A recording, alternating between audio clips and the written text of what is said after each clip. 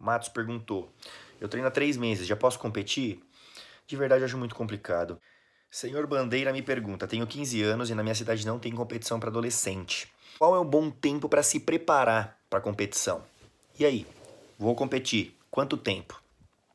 Normalmente as minhas periodizações elas duram, eu gosto de um período para competição de umas 12 semanas, que são 3 meses. É disso para mais, vamos dizer assim.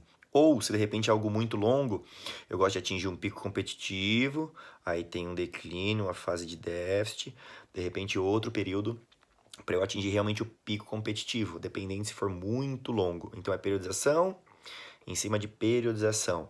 Eu tenho, diríamos que um macrociclo, né, algo grande, e eu transformo ele em 2 mesociclos, que é algo médio, e dentro dele microciclos, que é algo pequeno. Então 12 semanas eu acho que é muito legal. 8, 9 semanas também dá. Eu acho que é um período que dá para ser trabalhado. A única coisa que é viagem na maionese de muita gente é competir em um final de semana e já competir no outro. Ou competir em um e daqui um sim, um não. Tipo, desculpa, não dá. O seu corpo ele fica muito debilitado, você acaba tendo baixa imunidade, você fica doente, é muita sobrecarga para articulação, para músculo. Ah, mas comigo nunca aconteceu nada? Ainda. Então fica aí a minha resposta. Matos perguntou: eu treino há 3 meses, já posso competir? De verdade, eu acho muito complicado. Hoje em dia, você entrou no boxe, você já está competindo. Tá errado e tá errado.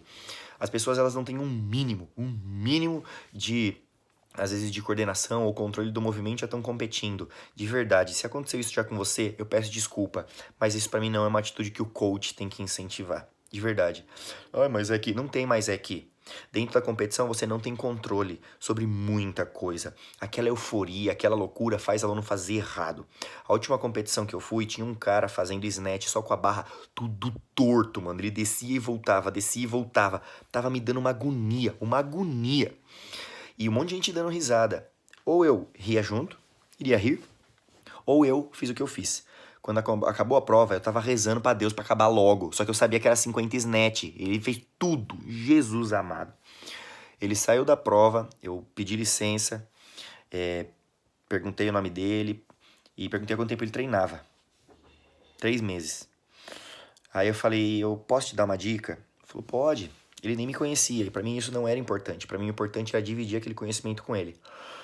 Eu ensinei ele a fazer snatch, depois da prova. Mas eu ensinei ele a fazer snatch. Mostrei o que tinha que ser feito, pra ele tomar cuidado. Sabe o que ele falou? Que ele nunca tinha feito snatch dentro do box. Como ele vai competir se ele nunca fez snatch dentro do box? Aí eu, papo vai, papo vem, conversei com ele, ele ainda assim é fisioterapeuta. E aí? Tá errado, né? Não por ele ser fisioterapeuta e não por ele. Mas e o coach? Cadê o coach, velho? Eu me pergunto em relação a isso. Não vai competir, ponto. Não vai. Ah, mas é que. Não tem mais é que você tem que fazer o seu aluno entender. Não é meio que ser um paizão militarista e tal. Você é um educador. Por isso que coach tem que ter formação. Coach tem que ser formado, tá? Final de semana, um finalzinho de semana, de verdade, ele vai te acrescentar conhecimento, mas não te transforma em coach. Coach é vivência, coach é atitude. E é isso que tem que acontecer. 3 meses, você não está preparado para competir. Para que competir? Às vezes também essa é a minha pergunta. Para que competir? É gostoso. Só que muitas vezes fica um incentivo tão grande para competição e a pessoa não está preparada. Aí ela se machuca? Aí é o CrossFit que machuca, né? Ou será que é a negligência do aluno e principal do profissional que está cuidando da sua saúde? Então, toma cuidado, porque muitas vezes está deixando você ir para você ficar contente, mas quando você se machucar, você não vai ficar nada feliz. Nando 89. Chiquinho, para cada prova você cria uma estratégia ou você tem que fazer várias estratégias? A estratégia é a seguinte: qual é o número de provas? São 5? Terão 5 estratégias diferentes. E a partir do momento que você testa as provas, você já começa a entender um pouquinho melhor qual que vai ser a reação do seu corpo perante aquela prova. É uma prova cardiorrespiratória?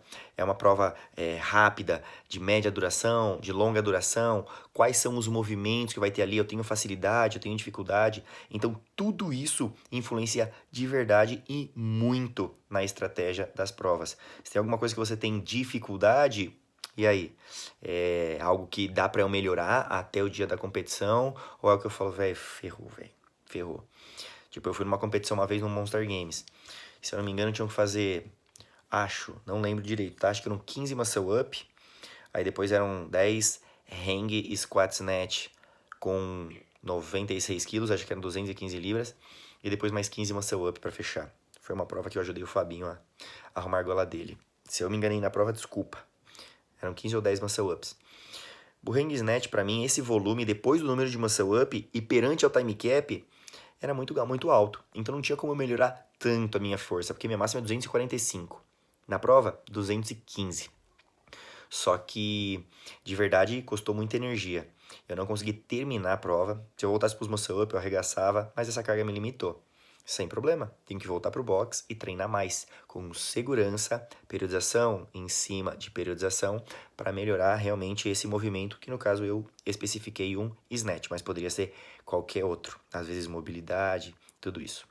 Então tem a estratégia competitiva dentro da competição e a estratégia para atingir a melhor performance dentro do período que você tem para treinar as provas. Senhor Bandeira me pergunta, tenho 15 anos e na minha cidade não tem competição para adolescente. Você recomenda participar de outras competições? Sim. Outras competições na categoria iniciante, scale, desde que você tenha os seus padrões de movimentos aflorados, vamos dizer assim, pode participar. Tudo depende das cargas e dos movimentos que vão ser ditados na competição. Isso é muito importante. Eu estava conversando com um amigo sobre uma competição, ele organiza a competição. Eu estava falando sobre a prova. Sobre, por exemplo, ele ia colocar um movimento onde ia colocar a barra nas costas, saindo do chão. Eu não acho que é uma boa opção. O aluno, para achar uma carga máxima, por exemplo. Eu já tive atleta que foi participar de competição elite e teve uma fratura na cervical porque a barra bateu. Você tá extremamente cansado.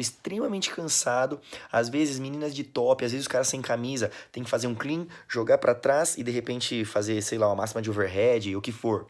Você vai se machucar e pedir pra dar. Então, algumas competições só tem que pensar que a categoria tem que ter movimentos para a categoria. Às vezes coloca umas coisas que tem que tomar cuidado. Às vezes para iniciante, super iniciante, colocar carga máxima. É um show de horrores. Ai, mas é divertido. E eles, dane-se se é divertido. É divertido também fazer uns burp. Não é, né? Não é divertido. É que eu gosto de fazer burp. Mas a gente tem que pensar que cada categoria tem que passar por algumas etapas. Participar de competição, porra, é bem legal, é bacana. Só que de verdade, algumas competições ou todas teriam que parar e pensar nessa fase iniciante sobre como você vai inserir o atleta na competição. Às vezes as pessoas que vão participar de uma primeira acham mó legal, tal, papapá, mas e quem se machuca na sua primeira competição? Essas pessoas são deixadas de lado, né? Esquecidas. O que vale é o hashtag superação. Hashtag vamos lá, meu Deus, meu amigo me ajudou. Isso é importante. Mas a gente tomar cuidado e analisar o quanto de risco a gente está expondo às pessoas, isso também tem que ser pensado. Então, se não tem competição kids, vamos dizer assim, né, dos adolescentes, você pode encontrar outra, desde que esteja dentro das suas capacidades, ok? Vamos lá, Santos e Edmilson fizeram uma pergunta, que tem ela de ligação. O Santos, ele me perguntou qual é a dica que você dá para um trio, né? Vou competir em trio, scale. E o outro me perguntou quando eu sei que estou preparado para competir. Primeiro, pessoal, tudo acontece dentro do box. Quando eu entrei, por exemplo, para eu treinar na CrossFit Jundiaí, eu não pensava em competir. Nunca pensei em competir. De repente, quando eu estava na competição, na CrossFit Jundiaí, e a minha coach, a Vivian, né, na época, em 2012, ela viu que eu tinha algumas capacidades. Eu participo de competição do judô. Eu comecei a treinar judô desde os 7 anos, mas eu fui competir com 11. 8, 9, 10, 11. Eu treinei 4 anos pra ir competir. E tem gente competindo aí com um mês. Tá errado, vou falar de novo. A gente tem que estar preparado para poder competir. Mas isso não, a gente não pode parar para pensar que por que não criar uma competição dentro do box? Algo que seja controlado. Essas competições aí, que às vezes tem que pagar 300 pau, às vezes tem que pagar 197 por cabeça do trio. Mano, Para e pensa, os seus amigos que vão. Se você faz uma coisa, aí você chega lá, não tem nem premiação, velho. Nem premiação. Se você pega todo esse dinheiro e investe no box, você faz uma competição legal, consegue fazer parceiros bem bacanas, mas isso numa questão, parando para pensar no bem-estar e nesse primeiro passo competitivo. É controlado, eu permito que o coach entre na arena, instrua o seu atleta, isso, aquilo, o objetivo é performance. Mas de verdade, para mim as competições elas tinham que ter uma regra onde movimento feio é no rap e ponto. Quando no LPO você fez um movimento, não estendeu, no rap, acabou, já era, perdeu e beleza. Ou você faz o negócio perfeito ou acabou. Ah, mas Chiquinho, as pessoas elas não estão preparadas com os movimentos perfeitos. Tá, só que vai chegar uma hora que vai se machucar. Esse é o grande problema, esse é o detalhe. E se você não está preparado, se você não faz um movimento com uma boa mecânica, que é a primeira palavrinha, mecânica, consistência e intensidade. Se você não faz um movimento com uma boa mecânica, você não é para você estar competindo. Se você começa a fazer com uma boa mecânica e consistência, agora começa a poder entrar para participar. Mas você tem que estar preparado, e o seu coach tem que preparar esse mindset para você saber que é uma participação. Senão você vai, mete o louco. Competição não é só estar preparado fisicamente, você tem que estar preparado também mentalmente. Senão, é pedir pra dar zica. O Bulo me perguntou, quantos dias é bacana pós-competição para trabalhar o recovery? Tudo depende. Muitas vezes, pós-open, eu parei 10 dias. 10 dias total. Mas eu vinha de uma periodização de 14 semanas. Então, tudo depende do planejamento do seu coach. Se de repente você nunca parou 10 dias, algo tem aí. Tem que tomar cuidado, pessoal. Se a gente para 2 dias pós-competição, imagine que é uma competição tranquila, parei 2 dias. 48 horas é suficiente para recuperar a parte muscular. Às vezes, dependendo da intensidade, 48 horas. Dependendo da intensidade, 76 e 92 horas, né? Que seriam 4 dias para você estar se recuperando totalmente.